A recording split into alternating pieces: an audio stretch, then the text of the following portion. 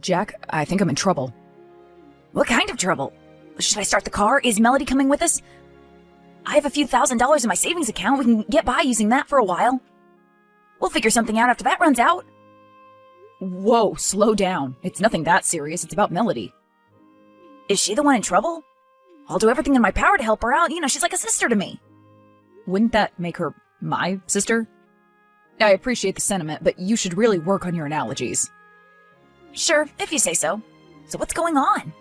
I'm not quite sure myself. She's been acting really strange lately. I can't make sense of her actions. She seemed fine to me the last time I came over for dinner. What could have changed in 2 weeks' time? Well, it all started when she bought this weird antique jewelry chest. A jewelry chest? As in a storage box? No, that's the thing. It's not just an ordinary storage box. It's a small jewelry chest that she opens with a key. Okay, and that's really not that strange. But she doesn't keep jewelry in there. Or at least, that's what I'm assuming. None of her jewelry's left its place. You keep track of her jewelry? I see it every morning. She keeps it on her vanity table. There are a few rings, a necklace, and a few pairs of earrings. It's not difficult to notice.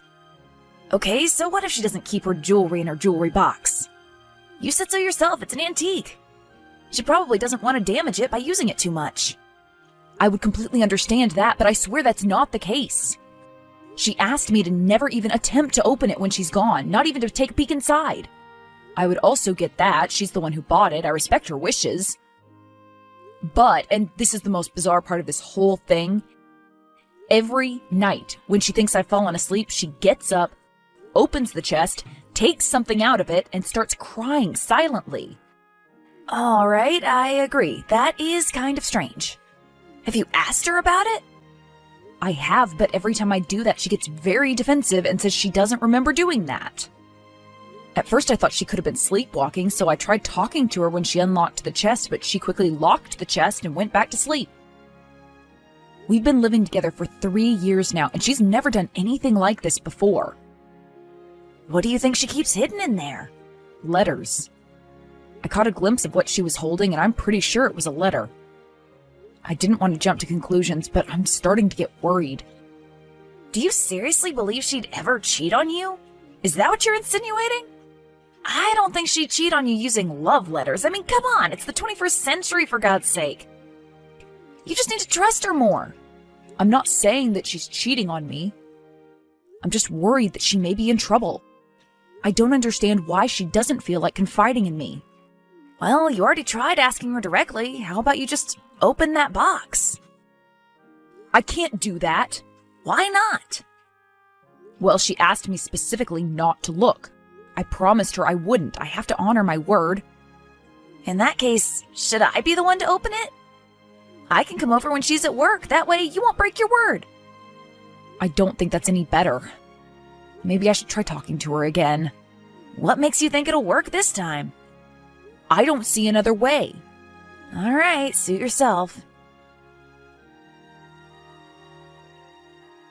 Jack, I have no idea what I'm supposed to do. It's only been getting worse and worse. Is this about Melody's jewelry chest again? Yes. She started sneaking glances at it throughout the day. Now I hear suppressed laughter at night instead of crying. She spends more and more time at work. I don't know what to make of any of this. Have you tried talking to her again? I have, but she keeps telling me not to worry about it and changes the topic. Have you tried opening the chest? No, I haven't. Where does she keep the key? She leaves the key in the lock after locking it. So all you have to do is turn it a few times? Maybe you should really just open it and take a quick peek. You can put it back the way it was and she'll never know. I can't do that. She's deliberately keeping the key in there to show me that she trusts me not to open it. What are you going to do then? Are you just going to keep quiet and ignore her eccentric behavior? I guess so. At least she's not crying anymore. Whatever she's been dealing with, it must have gotten better. I don't get it. Why do you keep texting me and then completely disregarding my advice? I'm sorry. I guess I'm only trying to vent. It's frustrating not knowing what's going on. Do you know what's really frustrating? Seeing you ignore the obvious solution. Well, I am sorry you feel that way. You should be.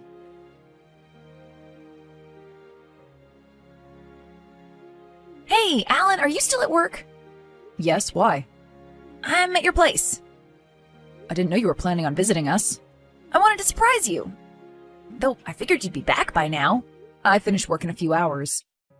Have you already forgotten your brother's schedule?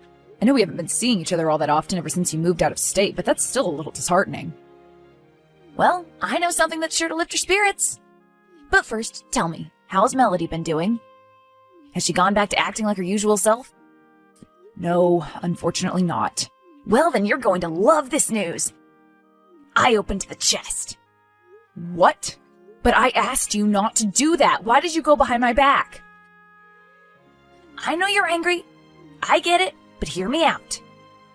I found something really interesting inside the chest. I don't want to know. Not even if it meant you could save your girlfriend from a dangerous situation? What have you found? I couldn't see any love letters inside, that's for sure.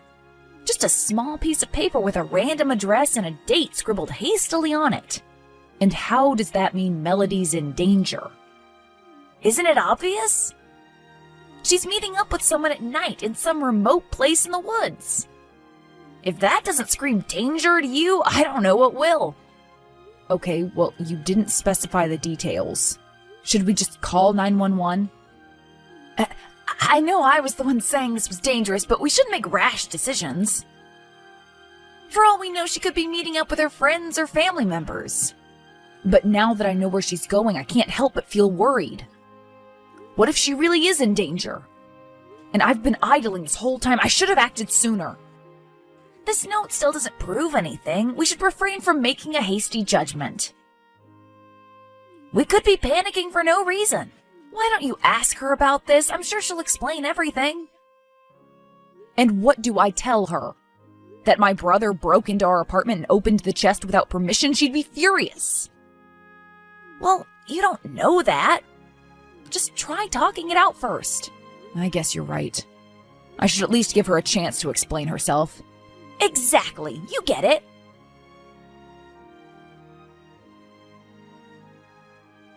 Hey, honey, do you have a moment to talk? Sure, what is it? Is everything all right? Please tell me if anything's been bothering you lately. What could have possibly been bothering me? I'm not sure. I'm just a little worried about you, that's all. Are you sure you're all right? I know we've been having some confusing conversations recently. Yes, I'm certain. What about you? Is everything all right with you? Yes, of course. I've been struggling with a project, but I asked a coworker for help, and now I feel like a huge weight's been lifted off my shoulders. I'm glad you have such helpful coworkers. So am I. He's really been a godsend. Oh, but the thing is, I'll probably have to work late today. You don't mind that, right? I don't. But we were planning on going out for dinner tonight, and you could always take care of extra work tomorrow. I need to do this tonight. I'm so sorry. I feel really awful about this. I'll make it up to you another time. I promise. So you'll be at the office all night? Well, not all night, but most of it, yes. All right. You can still come over during my lunch break if you'd like. I miss you very much. I'd love to do that. Great! I can't wait to see you. Me neither. Until then, take care of yourself, okay? Okay, I'll do that. I love you. Love you too. I think she's really going to meet up with someone. It might just be her coworker, though. Her coworker? Where'd you get that information? She told me herself he's helping her out with her project. At least he's not a complete stranger. I see, but what if that was a lie too? What if she made that story up? Do you think so? But why'd she do that? Do you think she might be in danger after all? There's only one way you can find out the truth. You need to drive there yourself and check. You can't seriously expect me to drive there all alone. How am I supposed to fight off potential threats? I don't see why you'd have issues doing that. I mean, Melody's doing it. I'd love to go there with you, but I can't get there in time. She clearly has an appointment. I don't. I could be jeopardizing both of our lives by showing up uninvited. Perhaps it's better if I ask her about it after she returns home. I can't believe what I'm hearing. It's not like I'm saying you should jump into action. It could just be a harmless meetup. You can park nearby and see if there's something suspicious going on. If you find the situation dangerous, you can dial 911 and let them handle it. I suppose I could do that. Of course you could. Do it for Melody's sake. All right, I'll do it. But I'm going to be on the phone with you the whole time, just in case. Oh, no, sorry, I can't do that. You know Claire's a light sleeper. It'd be insensitive of me to talk on the phone right next to her, and I can't really leave the apartment at night. Okay, then how about I text you throughout the night? Would that work for you? Sure, texting's fine. I'll get going then. All right. Be careful. Sure. I'm at the address. I can see her car parked outside. She must have gotten here early. What's the place like? I can't really make it out in the dark. I think it's just a small cottage. I don't see Melody anywhere. She might be inside the cottage. Are the lights on inside? No, it's pitch black. Her car is the only one parked outside. Maybe she came here alone to relax and unwind. Well, you're only looking at the entrance. There could be another one parked at the back. Should I circle it, or would that make my presence too obvious? It'd be too obvious. Do you hear any noise at all coming from the cottage? No, nothing. Then again, I am pretty far away and I am in the car, so... Maybe you should try calling Melody again. You could hear the sound of her ringtone. I really don't like this. I feel like a stalker. I should have just asked her up front. She could have easily lied to you. This way, at least you'll know she lied about staying at the office. I see your point, but even if I did call her, I doubt I'd hear her ringtone. And the cottage is pretty far away, and she usually keeps her phone on silent anyway. On silent? Really? Okay, now that's weird. Jack, please, this is a serious matter. I'm going to text her and see where she is. All right, do that. Let me know what she says, okay? I want to make sure everything's all right. Sure.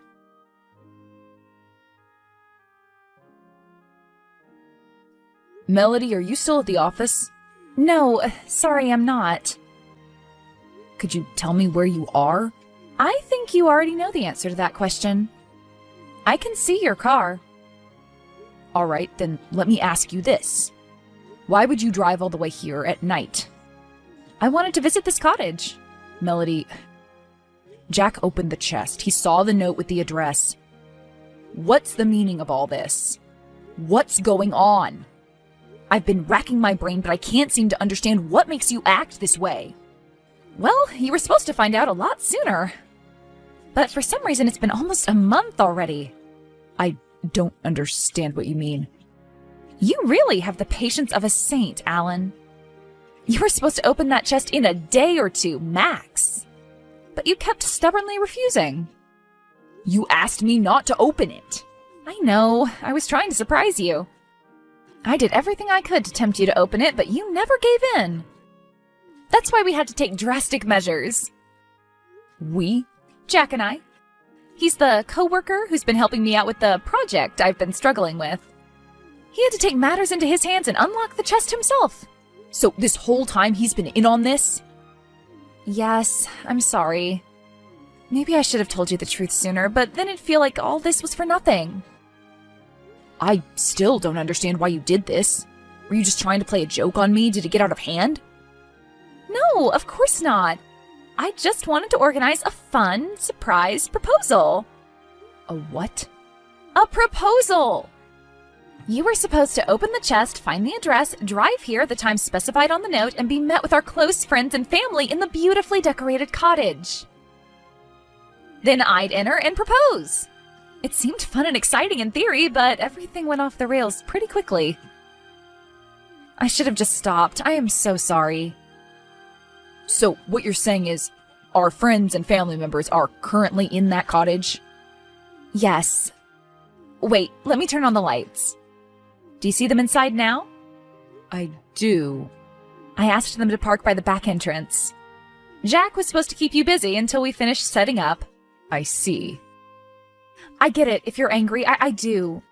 You don't have to come in. You can drive away and break up with me if you'd like. I understand. Nobody's going to blame you. I'll tell everyone it was all my fault. I promise. I can't do that. Right, of course. This was a foolish idea. I should have stopped sooner. I'm so sorry. I'll drive back home and start packing my things. No, Melody, that's not what I meant. I can't drive away and break up with you. I can't do that. I love you. Despite all I've done? I admit this past month's been a lot, but I can see that it was coming from a good place. I appreciate you putting so much time and effort into planning the proposal. Had it gone according to the plan, I'm sure I'd have loved it. Do you really mean that? Of course. Well, then I admire your patience and your insistence on respecting my wishes. I was being far too selfish. I don't even know why I kept going with this. Can you ever forgive me? I'm sure I can do that. I'm just glad that you're not in danger. But I'm guessing you won't be accepting my proposal tonight. I don't think I want the memory of our engagement to be tied to this day. Let's do it another time in the future. I can join you for the party, but that's about all I can do for now. Right, of course, I get it. I'm sorry all your hard work had to go to waste. Oh, please, don't apologize. I just want to forget I ever thought this would be a good idea. I feel awful. It's okay. It could have been worse, right? Well, that's one way of looking at it. What can I say? I am a hopeless optimist. Are you really? Well, yes. Deep down in my heart, I really am. I love that. I love everything about you. I'm so happy you aren't giving up on me. No, of course not. I'm ready to work through these things together. Although, if we're going to get married, we definitely need to work on improving our communication skills. Of course. I promise. No more secrets and no more surprises. Well, maybe a bit more surprises. As you wish. I'll do everything in my power to make up for this. I'll start with this.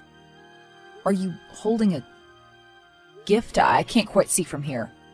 Well, then you should come over here. We can at least enjoy the food and drinks together.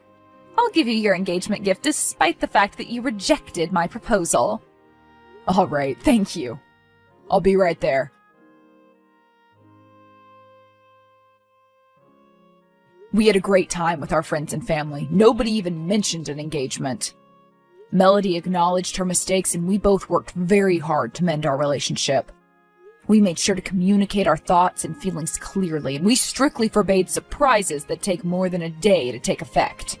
I also had a chat with my brother. He apologized profusely.